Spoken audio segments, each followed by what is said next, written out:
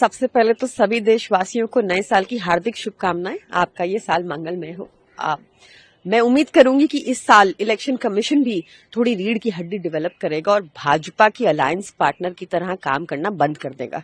हमने देखा कि कैसे बिहार में इन्होंने एक प्रक्रिया एसआईआर की प्रक्रिया के द्वारा 80 लाख वोटर काट दिया। बताया जा रहा है कि 70 लाख वोटर गुजरात में काटा जा चुका है। ऐसी ही चिंता हमने आम आदमी पार्टी ने दिल्ली में आंकड़ों सहित जताई थी कि किस तरह भाजपा ने वोटरों को काटा। सिमिलरली हमने देखा कि उत्तर प्रदेश में भी ये प्रक्रिया चल रही है और खबर आ रही है कि 1 करोड़ से ज्यादा वोटरों को काट दिया गया है। तो भाजपा की इलेक्शन कमीशन से ये सवाल है कि कुछ तो आंकड़ा पेश करे कि अब तक कितने इलीगल इमिग्रेंट्स को इन्होंने आइडेंटिफाई किया। ये सिर्फ डिटेक्ट और डिलीट विपक्षी पार्टियों के वोटर्स को कर रहे हैं। आज तक एक भी इन्होंने इस पूरी प्रक्रिया में किसी को डिपोर्ट नहीं किया है। भाजपा ने इस देश में सिर्फ नफरती राजनीति फैलाने का काम किया है। अगर वो पंजाब जाते हैं तो वहां पर वो हमारे वोटर्स को या पंजाब के लोगों को खालिस्तानी बुलाते हैं। अगर वो बंगाल जाते हैं तो वहां पर उनको बांग्लादेशी रोहिंग्या बुलाते हैं। हर जगह इन्होंने विवाद पैदा करने का काम किया है। नॉर्थ ईस्ट के लोगों को चीनी बुलाते हैं, ऐसे अलग अलग नामों से बुलाते हैं और उसका भी परिणाम हमने देश में अभी उत्तराखंड में देखा।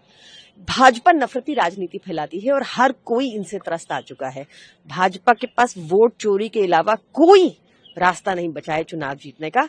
मुझे लगता है कि जनता इनकी सारी चालाकियां समझ रही है और आज तक कोई जवाबदेही नहीं है। आपने देखा कि कैसे ब्राजीलियन मॉडल जो फाइनल लिस्ट में उनका नाम था, बहुत सारे एपिक नंबर थे, आज तक कोई जवाबदेही नहीं। हमने तो प्रमाण सहित अरविंद केजरीवाल जी ने इलेक्शन कमीशन जाके प्रमाण सहित रखा कि कैसे उनकी अपनी विधानसभा में 42,000 वोट्स काटे गए।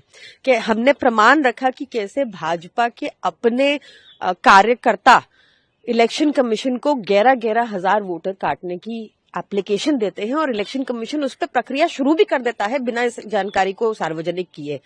आज जवाबदेही सेट करना बहुत जरूरी है। जैसा मैंने कहा कि अभी तक कोई जवाबदेही नहीं आई कि कैसे ब्राजीलियन मॉडल के इतने सारे एपिक नंबर थे फाइनल लिस्ट में बिहार की। भाजपा भाग चुकी है कि उसको ग्राउंड पर बिल्कुल लोग पसंद नहीं कर रहे और बार बार ये वोट चोरी करके ही उनके पास एक जीतने का रास्ता बचा है। पर इलेक्शन कमीशन को भी जागना होगा। आप इस संस्था को बचाने के लिए नियुक्त किए गए थे, ना कि भाजपा का राइट हैंड बनकर उनको जिताने के लिए। देखिए, अभी हमने देखा कि किस तरह भाजपा ने एक पार्लियामेंट सेशन रखा जिसमें सुफलाम सजलाम मलयज शीतलाम इसके ऊपर, वंदे मातरम के ऊपर चर्चा की। और सबसे इम्पोर्टेंट कॉन्टेक्स्ट तो साफ हवा साफ पानी ही है ना।